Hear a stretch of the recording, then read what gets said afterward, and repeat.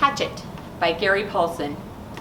Sitting next to the pilot in a small engine plane headed for the Canadian wilderness, where he will visit his father for the first time since his parents' divorce, 13-year-old Brian Robeson is haunted by thoughts of that divorce and his knowledge of the secret that caused it. When the plane crashes, Brian is the sole survivor, left with only the clothes on his back and a hatchet his mother gave him as a parting gift. Brian must face the devastating truth. Right now, I'm all I've got. I have to do something. He must learn to survive. He repeated the radio call 17 times at the 10-minute intervals, working on what he would do between transmissions. Once more, he reached over to the pilot and touched him on the face. But the skin was cold, hard cold, death cold, and Brian turned back to the dashboard. He did what he could, tightened his seatbelt, positioned himself, rehearsed mentally again and again what his procedure should be. When the plane ran out of gas, he would hold the nose down and head for the nearest lake and try to fly the plane kind of onto the water. That's how he thought of it. Kind of fly the plane onto the water. And just before it hit, he should pull back on the wheel and slow the plane down to reduce the impact. Over and over, his mind ran the picture of how it would go. The plane running out of gas, flying the plane onto the water, the crash, from pictures he had seen on television. He tried to visualize it. He tried to be ready. But between the 17th and 18th radio transmissions without a warning, the engine coughed, roared violently for a second, and died. There was sudden silence, cut only by the sound of the windmilling propeller and the wind past the cockpit.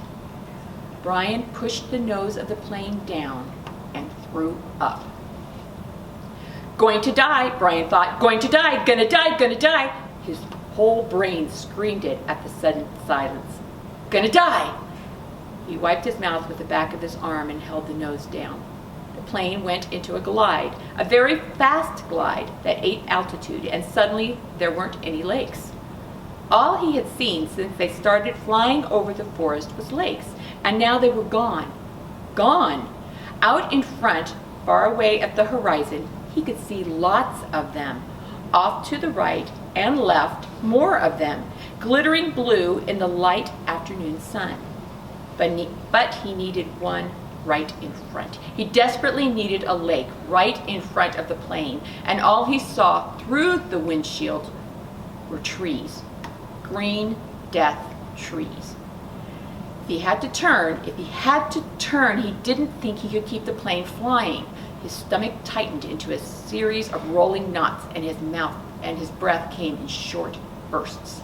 There, not quite in front, but slightly to the right, he saw a lake, L-shaped with rounded corners, and the plane was nearly aimed at the long part of the L, coming from the bottom and heading to the top. Just a tiny bit to the right. He pushed the right rudder pedal gently, and the nose moved over.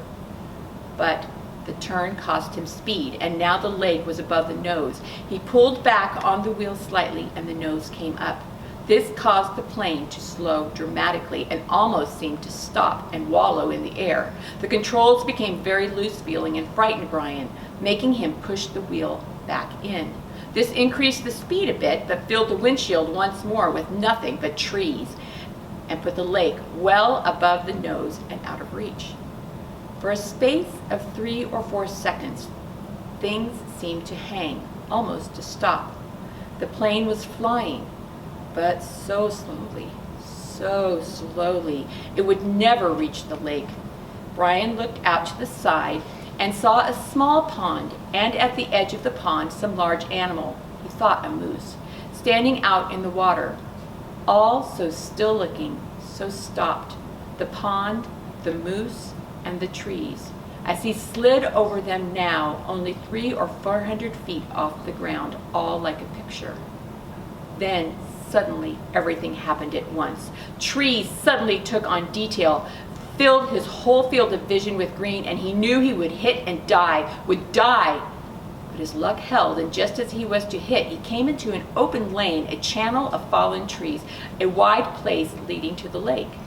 The plane, committed now to landing, to crashing, fell into the wide place like a stone, and Brian eased back on the wheel and braced himself for the crash. But there was a tiny bit of speed left, and when he pulled up on the wheel, the nose came up, and he saw in front the blue of the lake, and at that instant, the plane hit the trees. There was a great wrenching as the wings caught the pines at the side of the clearing and broke back, ripping back just outside the main braces. Dust and dirt flew off the floor into his face so hard he thought there must have been some kind of explosion. He was momentarily blinded and slammed forward in the seat, smashing his head on the wheel. There was a wild crashing sound, ripping of metal, and the plane rolled to the right and blew through the trees, out over the water and down to slam into the lake. Skipped once on water as hard as concrete, water that tore the windshield out and shattered the side windows, water that drove him back into the seat. Somebody was screaming as the plane drove down into the water. Someone screamed tight animal screams of fear and pain, and he did not know that it was his sound, that he roared against the water that took him and the plane still deeper down in the water. He saw nothing but sensed blue, cold blue-green, and he raked at the seatbelt catch, tore his nails loose on one hand. He ripped at it until it released, and somehow, the water trying to kill him, to end him, somehow he pulled himself out of the shattered front window and clawed up into the blue. Felt something hold him back, felt his windbreaker tear, and he was free. Tearing free, ripping free. But so far to the surface, and his lungs could not do this thing, could not hold, and were through. And he sucked water, took a great pool of water that would finally take him. And his head broke into light, and he vomited and swam, pulling without knowing where he was, what he was doing, without knowing anything, pulling until his hands caught at weeds and muck, pulling and screaming until his hands caught at last in grass and brush, and he felt his chest on land, felt his face on the coarse blades of grass, and he stopped. Everything stopped. A color came that he had never seen before, a color that exploded in his mind with the pain, and he was gone from it all, spiraling out into the world, swirling into nothing. To find out if he survives, you need to read Hatchet by Gary Paulson.